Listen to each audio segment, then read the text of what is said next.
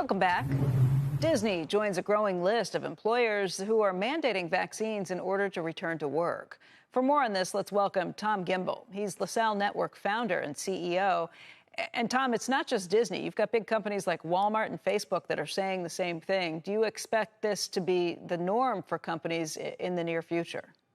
Yeah, I was leading a group of CEOs in conversation last week and talking about this. And the overwhelming feeling was that the majority of companies are going to come back and say vaccinated only in the office over having people mandatory masks in the office. Because they'd like to let people, if they're in the office, at least be comfortable, go free with that. What's been the holdup to this point? Was it the emergency use authorization, or is the tipping point really the Delta variant and the widespread that we're seeing right now? Tipping point has been the Delta variant, and the fact that where most people's concern is that now people who've had the vaccine are showing that they have COVID symptoms or having COVID in fact.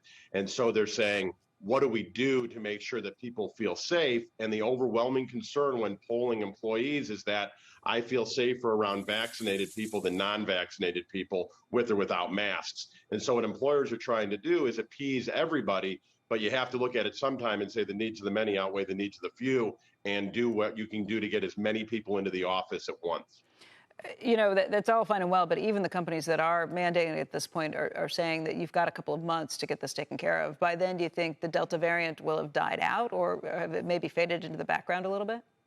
Well, obviously, I'm not Dr. Gottlieb, Becky, but my feeling on this is that I have a real problem with companies saying this is where we're going, but we're not starting it for 6 weeks. Employees have had months to get the vaccine since it's been very readily available.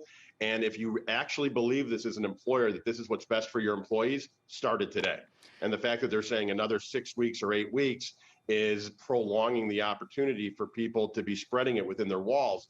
And that I have a little bit of an issue with. I understand why they want to give people time, but you can start it mandating it now. And then as soon as people get the vaccine, then they can come back in the office and join everybody else.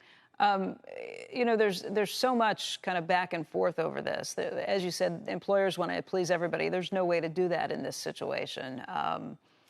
Where does that leave them? And especially right now when you're talking about a real demand for talent and an employees market. That's the big challenge we're facing right now. This is the greatest. I mean, I'm in the jobs business. Our company finds companies people that they need for all different types of white collar jobs. And what we're seeing right now, this is the best labor employment situation that I've seen in my lifetime at almost 50 years old, I think of all time right now. And so what we have is companies now are focusing on life with COVID. They're not worried about in the office or out of the office. And they're saying the government is not going to do a shutdown again, number one. Number two, we are eventually going to be in the office, and companies, I have seen the shift in 6 months of saying we'll hire people anywhere to now saying we really want people in the location of where our office is, because eventually they're coming back, hybrid or not, they're coming back in the office. And that is a little bit of a shift in this employment market where there's 9.5 million jobs available, that companies are still saying we are going to want people in the office at least 2 to 3 days a week, and we're going to want people closer to home, the majority. And are those in urban areas as well? Because I think that may be where you get the most pushback from people not wanting to come in just because of the commute. No, it's most definitely. I mean, we're seeing it in New York and Chicago, San Francisco, LA, Miami. In urban areas, they're saying you're coming into the office, and that there is the exception that if you can get somebody great who lives in the middle of North Dakota, yeah, you'll do that. But the exception, it's rare. And what you're looking at is saying, if we're going to be paying the same dollars, which has been a huge thing of you got to pay the same amount in San Francisco or in Tulsa, Oklahoma, the answer is if you're going to have to pay the same dollars, if employees are going to push that envelope, they're going to say, we want you closer to home. Shepard Smith here. Thanks for watching CNBC on YouTube.